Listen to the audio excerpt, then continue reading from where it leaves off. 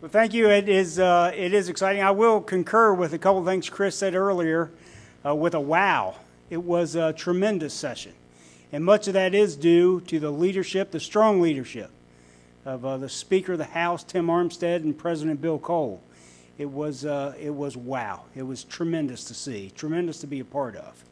I will share a few things just from the perspective of the House of Delegates, but the concerns of the constant regulatory attack on the coal industry is something, at least at your state house, that transcends party lines.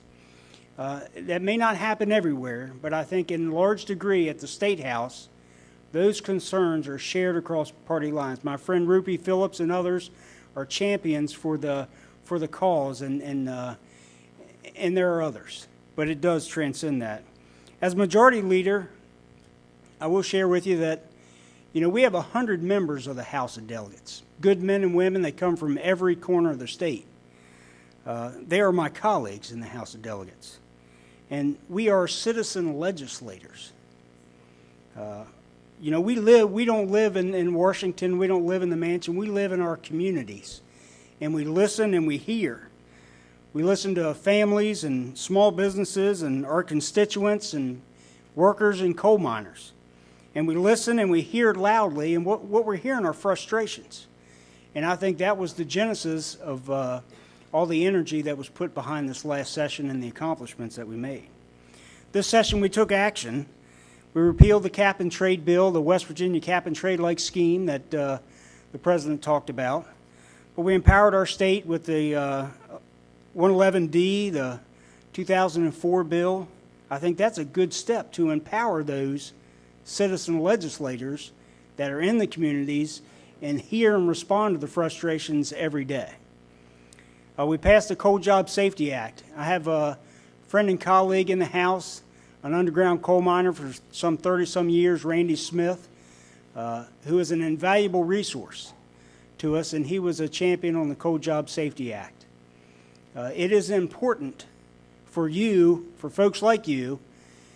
One of the values and benefits of a citizen legislature is just that.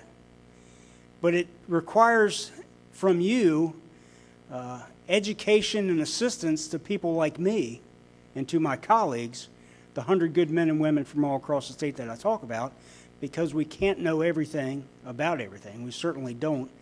And we need your input and assistance and help.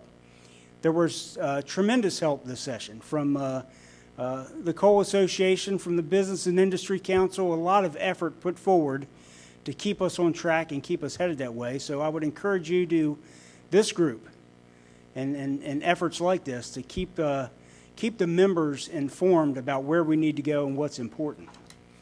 I will share, in addition to some of the other things we've done, it's not, we had great accomplishments for businesses across the board. Just a host, a long list of bills for legal reform, nonpartisan election of judges, and a lot of tort reforms, and they were great accomplishments. But we also had success in improving the business climate and the job outlook all across the sectors and all corners of the state. But we're still working on some things. Education has got a long way to go, and we have a lot of work to do there. And, the President and I were riding down together and talking about that. Education is important to business, and that's a major undertaking, and we're determined to get some progress there. But of course, the tax reform that the President talked about, it's underway now.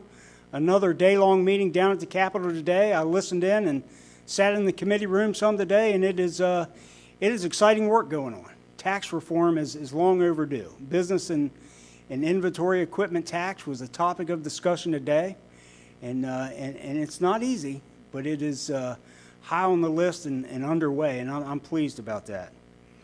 So there are a lot of good things happening at the State House, a lot of good men and women, a lot of good progress, and a lot to be hopeful for.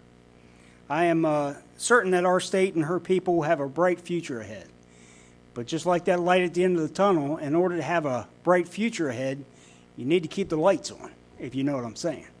So I appreciate your input and assistance to the House and the Senate and I can't understate the injection of energy and the effort put forward by our leadership and Bill Cole and Tim Armstead. It was a great session, and I just appreciate being a part of it and look forward to continued success. Thank you.